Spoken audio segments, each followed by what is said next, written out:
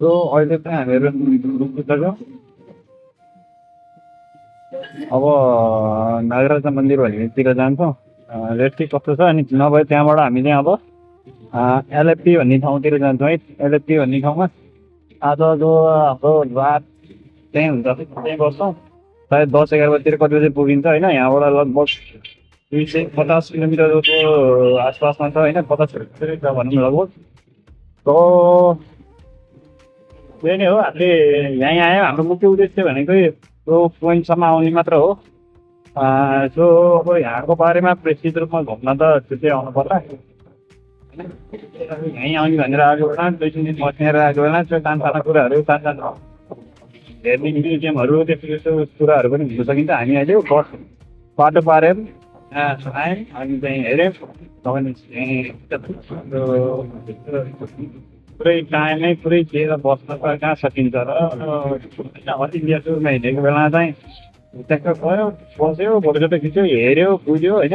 अनि निस्क्यो फोटो मिठो भन्ने हो त।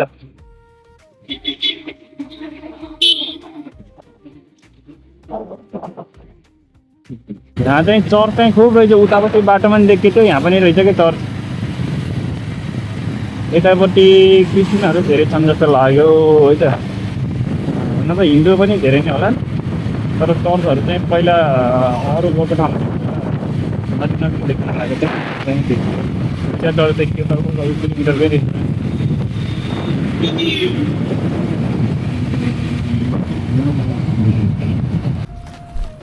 सो अहिले हामी नागराजा मन्दिरको परिसरमा आइपुगेका छौँ। र यो मन्दिर पनि बाहिर बारले, ठुलो बारले घेरिएको रहेछ। यतातिरको मन्दिरहरू सबै यस्तै हुने जस्तो लागिसक्यो मलाई होइन। पूजाहरू भइरहेको छ। यहाँ तल यतापट्टि तल मुख्य मन्दिर जान्छ। यताबाट मुख्य मन्दिर होइन। यतापट्टि नि नागहरूको पूजा गर्ने। यहाँनिर चाहिँ यो तलाउ रहेछ, नुहाउन मिल्ने खालको तलाउ रहेछ, तर फोहोर रहेछ अहिले होइन। ओके, भित्र जानलाई जुत्ता खोल्न पर्ने रहेछ। जुत्ता खोल्न खासै मन लागेको थिएन, एकचोटि खोलौँ अब यहाँ आइसकेपछि। ल हामीले यहाँ मन्दिर पनि दर्शन गऱ्यो। अब त्यो ठ्याक्क आफैले हातले पूजा गर्ने चलन चाहिँ नहुँदै चाहिँ यसो हेर्ने होइन। दर्शन भनेको दर्शनै रहेछ, त्यसरी बुझौँ है। पूजा गर्ने भनेको अलग हो, अनि दर्शन गर्नु भनेको हेर्ने होइन। भगवान्जीलाई हेर्ने। अनि अब त्यहाँ पण्डितहरूले पूजा हारेको टिका लगाइदिन्छ नि, त्यो लगाउने अनि सघाउने।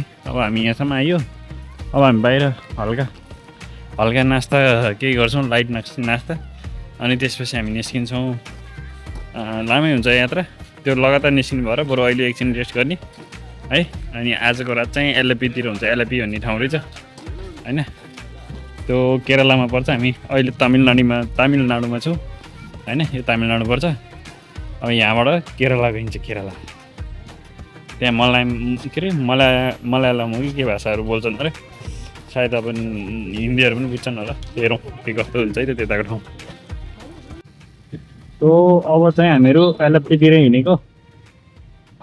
त्यहाँ मन्दिरमा एकछिन भोलि हामी दर्शन गर्न। अनि अब चाहिँ एलएपीतिर निस्किन्छौँ। आज हाम्रो चाहिँ यात्रा हुन्छ होला। आज जान चाहिँ हामी ढिलो हुन्छ होला, सायद 11-12 कति बज्छ पुग्दाखेरि। तो आरामले पुग्योस्। यहाँ अटोहरू हुन्छ नि यसरी।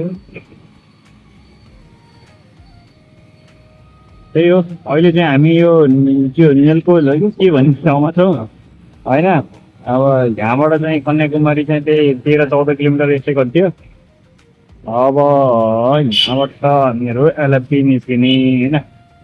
लेट्स सी एलएपीमा के छ कस्तो छ हेरिन्छ हामीहरू। अनि त्यहाँबाट फेरि अर्को ठाउँमा निस्किन्छ है त।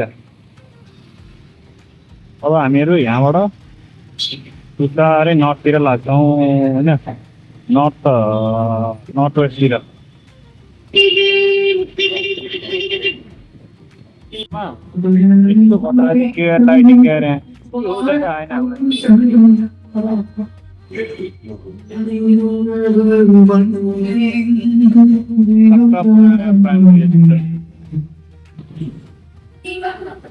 के हो त थाहा छैन उधर जाने क्या चाय सायहरू मात्र छ चढ्दै चढ्दै चढ्दै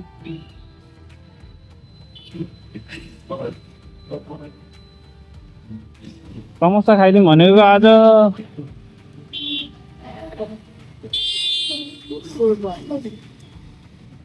यार यहाँ मुखाइ नहटाउने अमला त झ्याउ हुन्छ हात लिट बिस्तारै टोकटोकी खानुपर्छ अनि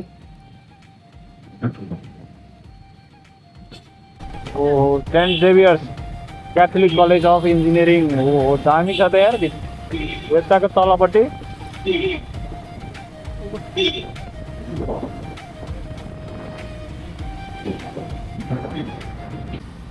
हाम्रो यहाँ आएर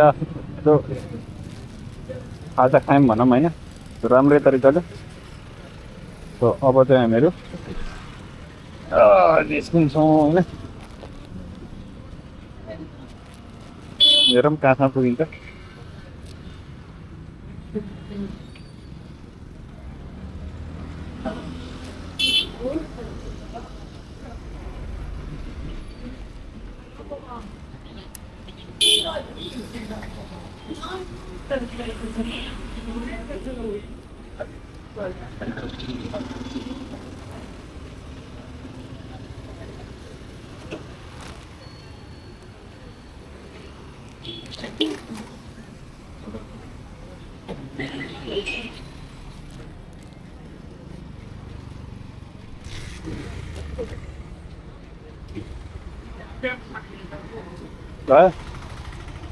ठिक छ तपाईँ ठिक छ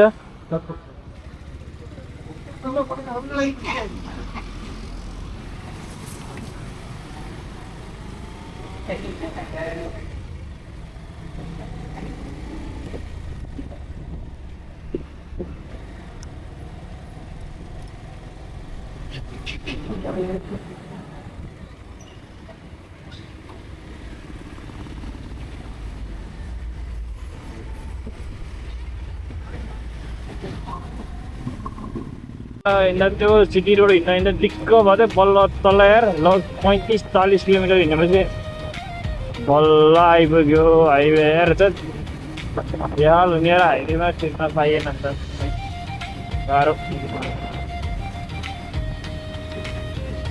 अब त हाइवेमा आइहाल्यो